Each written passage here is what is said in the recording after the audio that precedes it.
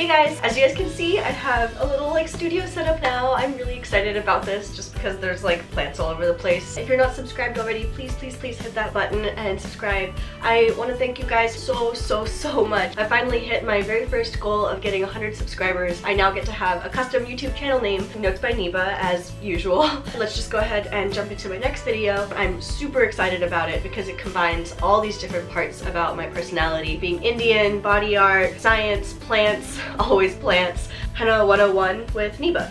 As an Indian American, henna has been a part of my life since I was really young, but it's really been growing in popularity in the Western world for the past couple of years.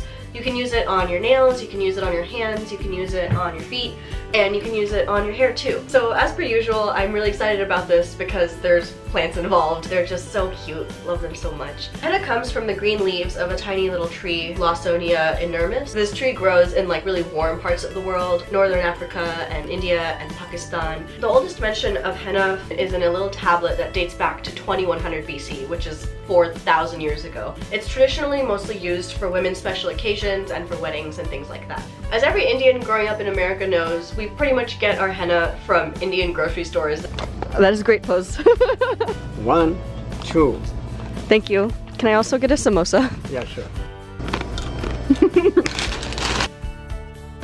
Henna leaves are dried and ground into a powder that looks like this brownish green sort of thing. So then this powder is mixed with a mild acid, and in this case I'm just pretty much going to use lemon juice because it's the easiest. The citric acid in the lemon is going to help release the dye. Even though the dye is activated by adding acid, the dye also degrades in room temperature. So you want to hit a nice balance between activation and degradation. Basically that happens 12 hours after activation, but after 2 days the dye isn't as great. So I'm pretty much going to mix the dye today in the morning and then 12 hours later apply it during the night. It's kind of hard to tell, but as you mix you get a consistency that's kind of like mashed potatoes, and you kind of want to keep mixing until you get to a nice more liquidy consistency. I'm covering it with plastic wrap and pressing the wrap down on top of the henna until it touches, so that way the top of the henna doesn't get weirdly de-moisturized by touching the air. The dye gets activated faster when it's hotter, so I'm gonna let this little mixture thing hang out in some indirect sunlight. And now it's ready. So I just went ahead and poured this henna mixture into a bag like the classy person I am.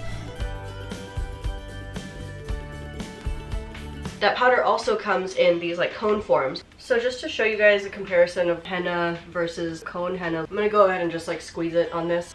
And then this is what the cone looks like. It's kind of stringy. I suspect there's some kind of bonding agent in there, but the listing only says henna. So yeah, here we go. Blank canvas. So I'm totally freestyling this, so I'm not really sure how it's going to come out, but I'm having fun, so hopefully it'll come out fun too. I applied it in 2 parts. I first did the back of my hand and then I did the front of my hand.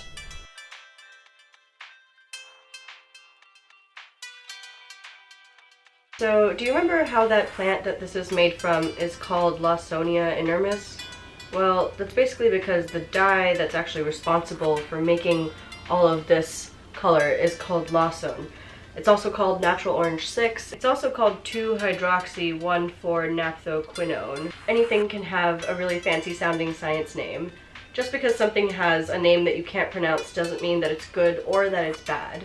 I see a lot of ads that say oh, I can pronounce all of the ingredients in this and therefore it must be good. And that's not true. You know, water can be called dihydrogen monoxide and it's still water. It's not about whether or not you can pronounce the name, it's about what the thing actually does and how much you're taking and how much you're using. There's all these other factors, so it really bugs me when I see all these commercials saying oh, we have ingredients that you can pronounce. Well, okay, but what name are you using, and also why does that matter? If it's healthy and it's good for you, then it's healthy and it's good for you regardless of what you call it, you know? Anyways, so henna leaves contain up to 5% of this compound, lawsone. The dye gets into your nails and your hair, but it doesn't actually permanently alter them as it's dyeing them. The dye travels from this henna paste down into the uppermost layer of the skin. Because these outer layers of skin are the thickest on the hands and the feet, that's part of the reason why it comes out so much darker on your hands and feet. The dye will penetrate and bind and then stain the keratin that's in your nails and your hair and your skin, and it doesn't even need any heat to help it. It just literally binds just by itself, which is really nice because a lot of dyes require heat or a needle or something to get that effect.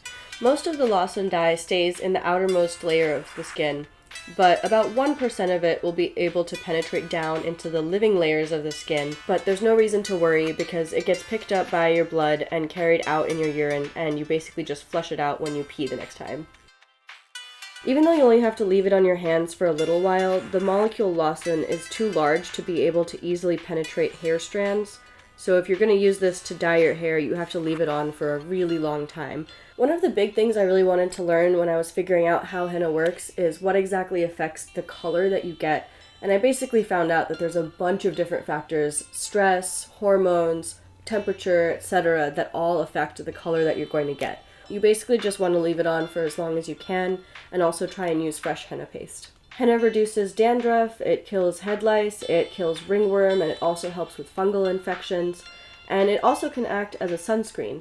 In India and other kind of like desert areas, henna wasn't first used to decorate the body, but rather just to cool it down.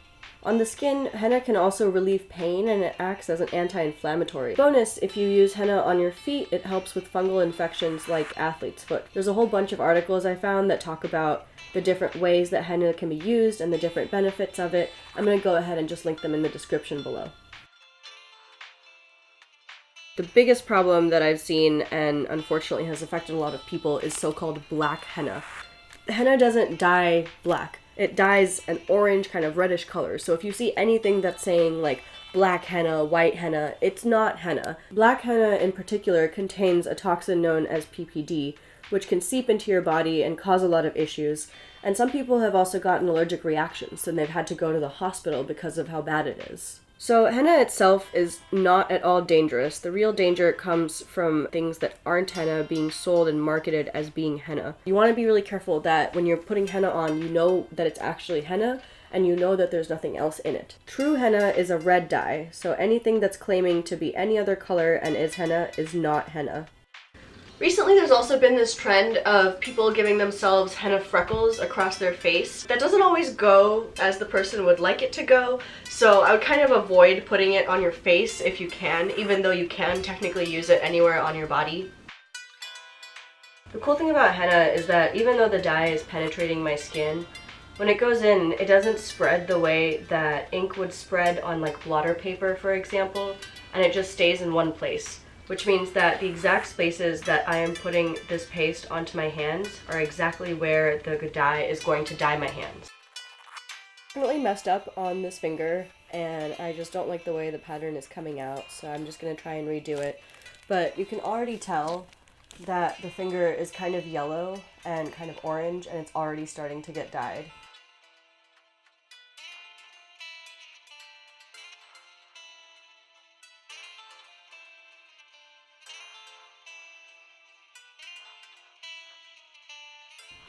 Right, cool, I think I'm done. I've never freehanded a henna design before, but I'm pretty happy with how this came out. Since I want the stain to be really dark, I want to leave it on for as long as I can, so I'm basically going to go to sleep with it. I throw down a towel and then put my hand on top of that towel and go to bed. The paste hardens, and the next morning I wash it off of my skin. It helps if you soak your hand in water a little bit, so that way you don't have to scrub super hard against your skin.